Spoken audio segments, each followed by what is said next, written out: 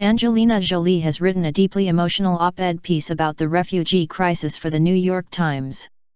Jolie's essay was in response to President Donald Trump's immigration ban last week. Trump moved to suspend the resettlement of refugees to the United States and deny entry to more than 218 million citizens of 7 Muslim-majority countries.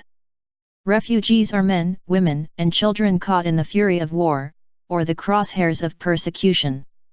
Far from being terrorists, they are often the victims of terrorism themselves, she wrote.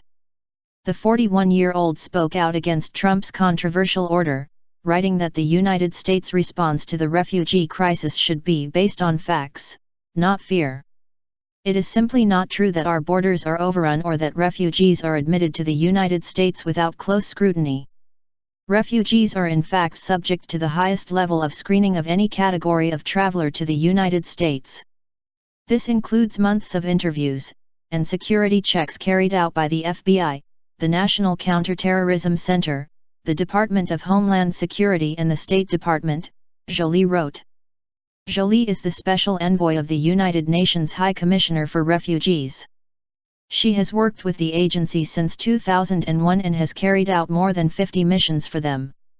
The Oscar-winning actress has devoted massive amounts of time and money to helping refugees since she witnessed the atrocities in Cambodia while filming Tomb Raider in 2001. Jolie wrote that she is proud to live in a country that has a history of lending its support and resources to refugees. Americans have shed blood to defend the idea that human rights transcend culture, geography, ethnicity, and religion.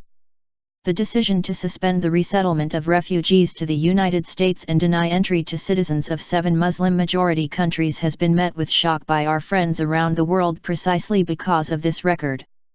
While the safety of the U.S. amid threats of terrorism should be a priority, Trump's executive order is not the solution. The cause is especially close to Jolie's heart.